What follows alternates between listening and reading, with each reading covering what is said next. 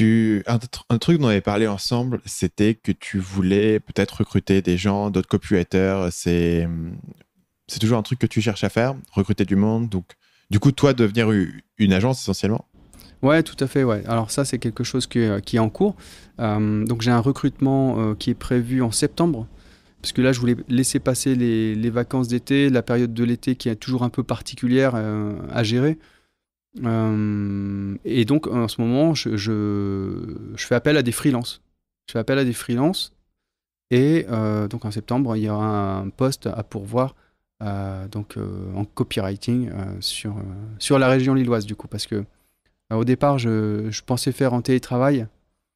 Mais comme aujourd'hui, moi, je suis tout seul, je préfère que le premier, voilà, mon premier collaborateur soit avec moi pour avoir quand même une structure qui soit physique et qui ait quelque chose de, comment dire, qui ait une vie d'entreprise entre guillemets, tu vois, qui est dur à gérer, je pense, quand tu le fais à distance.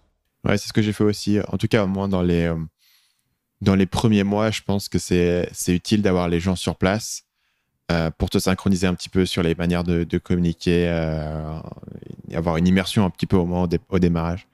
Quand tu recrutes quelqu'un à plein temps, parce que quand tu recrutes quelqu'un à plein temps, tu es directement dans une situation qui est différente du freelance où tu veux que cette personne se sente impliquée dans l'entreprise et se sente partie de quelque chose. Tu vois. Alors qu'un freelance, lui-même a déjà son propre truc de son côté. Il n'a pas forcément besoin d'être converti à la philosophie de ton entreprise. Quelqu'un que tu recrutes à plein temps, tu as envie, notamment à terme, de pouvoir donner de plus en plus de responsabilités à cette personne. Et une des choses qui va permettre de faire ça, c'est que la personne a appris à réfléchir comme toi parce qu'elle a passé tellement de temps avec toi. Ouais, tout à fait. Alors ça, c'est ça, c'est acquérir l'ADN de l'entreprise et ça ne peut se faire que pour moi, hein, de façon en physique et un peu en mode clonage, quoi. Épigénétique, tu vois. Tu chopes pardon, tu chopes les réflexes un peu de l'autre, l'éthique même de l'autre. Ça fait partie de la culture d'entreprise, hein, ça, c'est ce que j'ai pu, moi, observer pendant les 12 années où j'étais en agence de marketing, où on avait une espèce de culture commune, en fait, hein, même un vocabulaire commun. Et ça participe à la cohésion du groupe. Pour moi, il y a une espèce de quand tu es dans une entreprise, tu as une espèce aussi de cohésion de groupe qui fait qu'on va tous dans le même sens, avec la même philosophie, avec les mêmes réflexes, avec la même envie. Et ça, c'est, à mon avis, à mon sens, c'est très difficile de le cultiver à distance. Et du coup, tu avais cette expérience d'avoir été formé, toi, par quelqu'un d'autre en agence, par un boss, par un mentor. Est-ce qu'il y a il y a des choses que cette personne faisait qui t'inspirent aujourd'hui quand toi, tu vas recruter quelqu'un? Comment est-ce que tu vas réfléchir à ce que tu peux faire pour le former, vu que toi, tu as été de l'autre côté de cette relation par le passé?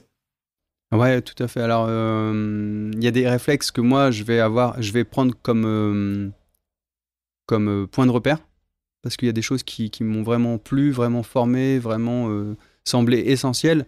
Et puis après, il y a des travers que moi, je veux pas reproduire. Donc là, voilà, je m'en dissocie, mais effectivement, je pense que quand tu es resté 12 ans au sein de la même société, tu es forcément marqué, tu as des réflexes qui sont encore là, et c'est une histoire que moi je veux cultiver aussi, que je veux peut-être reproduire à ma sauce. Voilà. Donc concrètement, le copywriting, c'est une des choses sur lesquelles c'est pas euh, si évident que ça de former quelqu'un. Comment est-ce que tu aborderais ça pour une personne qui commence et qui a déjà des bases, mais comment est-ce que tu transmettrais les éléments plus subtils de la compétence, tu vois? Est-ce que c'est euh, en étudiant ensemble des pages? Est-ce que tu vas vraiment relire la personne et au fil du temps, tu vas lui donner du feedback et essayer de construire un métasystème autour de la manière dont tu vas relire les pages? Comment est-ce que tu réfléchis à cette manière dont tu vas former la personne au-delà de la compétence qu'elle peut avoir au départ? C'est vraiment donner un feedback par rapport à tout ce qu'elle va produire, de la débriefer, de lui expliquer, voilà, j'ai fait ça, tu vois, là, je préfère que tu mettes ça plutôt que ça comme terme, et je vais t'expliquer pourquoi. Ouais, de la guider, de corriger ce qu'elle va faire, mais toujours en justifiant mes choix. Tu vois, en lui expliquant que ce que je fais, ce que je vais écrire, c'est pas parce que moi je préfère, c'est parce que je sais qu'au final, c'est plus limpide, c'est plus clair, et c'est plus puissant en termes. Enfin, c'est plus efficace. Donc ça, c'est important aussi de dire les choix. Comment dire? On travaille aussi beaucoup avec des gens qui ont une sensibilité développée, puisque quand on est copywriter, c'est qu'on a de la créativité, on a cette fibre créative. Et souvent, ce sont des gens qui ont une sensibilité développée. Donc il faut faire gaffe à ça. Il ne faut pas être trop frontal. Et surtout, il faut toujours être dans la bienveillance d'expliquer pourquoi on corrige les choses de telle façon. Et ça, c'est du management, hein, tout simplement. Mais je sais que, moi, quand j'ai été, par exemple, je travaillais chez l'annonceur, chez Blanche Porte, je suis resté 3 ans. Mais il y a des créatifs qui sortaient des réunions de créa ou des réunions avec le directeur marketing et qui pleuraient, quoi. Enfin, les créas pleuraient parce qu'ils s'étaient fait casser leur créa. Et ça, il faut expliquer aussi à la personne, il faut savoir lui expliquer que ce qu'on juge, c'est vraiment la qualité de son travail, c'est pas elle, en fait. Et ça, c'est parfois... En tout cas, moi, quand j'ai démarré, c'était difficile à comprendre. Voilà. C'était difficile à comprendre de ce qui était jugé, c'était pas forcément moi, mais c'était mon travail, en fait. La qualité de mon travail.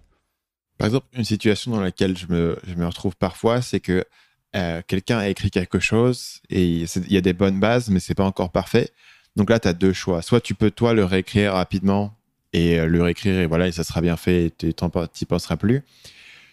Soit tu peux essayer de faire un feedback à la personne, de dire OK, refais-le-moi et après, tu auras plusieurs allers-retours. Donc, il y a une option qui est plus courte, plus rapide, tu sais que ça sera bien fait, qui te prend moins de temps. Et il y a une option où tu as plus de communication et potentiellement, tu vas mieux former la personne, mais en même temps, ça prend plus de temps sur l'immédiat. Comment est-ce que toi, tu verrais cette situation et comment est-ce que tu penses que c'est la meilleure manière de le gérer si tu travailles avec quelqu'un qui, mettons, tu as un copywriter junior? Alors moi, je mixerais les choses. Je m'explique. Des fois, on est dans le rush. Même souvent, on est dans le rush, on n'a pas le temps. On va avoir plus vite fait de le faire nous-mêmes, de corriger les choses. Mais toujours en disant après, j'ai envoyé au client ta version, mais je l'ai corrigée. Et je t'envoie aussi la correction pour que tu puisses voir ce qui a changé. Donc ça, c'est une première chose. Après, si j'ai plus de temps, quand j'ai plus de temps, je vais dire, voilà, je voudrais que tu reprennes ton document et que tu changes le titre, vraiment mettre du bénéfice plus présent, dire vous plutôt que je, etc. Enfin, je vais lui donner des inputs comme ça et après, je vais relire sa deuxième passe et si ça me va, je lui dis OK. Et si ça me va toujours pas, je vais dire, regarde, c'est bien, c'est mieux, mais essaye encore d'aller plus loin dans tel ou tel... alors, je vais lui donner des précisions. Et voilà, je vois vraiment en 2 choses, tu vois. Ça dépend du moment, ça dépend si j'ai du temps à ce moment-là. Et je pense qu'en fait, c'est à force de se frotter, de refaire aussi l'exercice, que la personne va comprendre ma façon de raisonner. Et puis surtout, ce qui marche, quoi, ce qui va marcher le mieux, au final. Une chose que moi je fais de temps en temps, si un truc un peu hybride, si j'ai pas trop le temps et que je dois vraiment refaire les choses, c'est que je vais réécrire une partie du truc en filmant ce que je fais, en expliquant ce que je fais en vidéo, ou alors en utilisant la fonction commentaire dans Google Docs. Dans Google Docs, il y a une fonction même qui est une fonction de suggestion où tu peux suggérer des modifications, écrire un commentaire de tes modifications. Donc, tu dis OK, là j'ai fait ci, là j'ai fait ça, pour avoir une transparence qui fait que la personne sait exactement ce que tu as changé et pourquoi.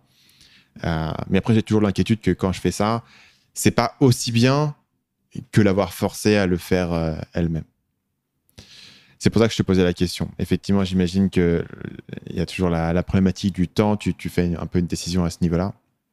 Salut, c'est Stan, j'espère que vous avez apprécié cet extrait du podcast Marketing Mania. Bien sûr, vous pouvez retrouver l'ensemble des épisodes du podcast, y compris les instructions sur comment vous abonner sur l'application Apple Podcast ou sur votre téléphone Android en vous rendant sur mon site à l'adresse marketingmania.fr/podcast. Je vous ai mis le lien dans la description de cette vidéo.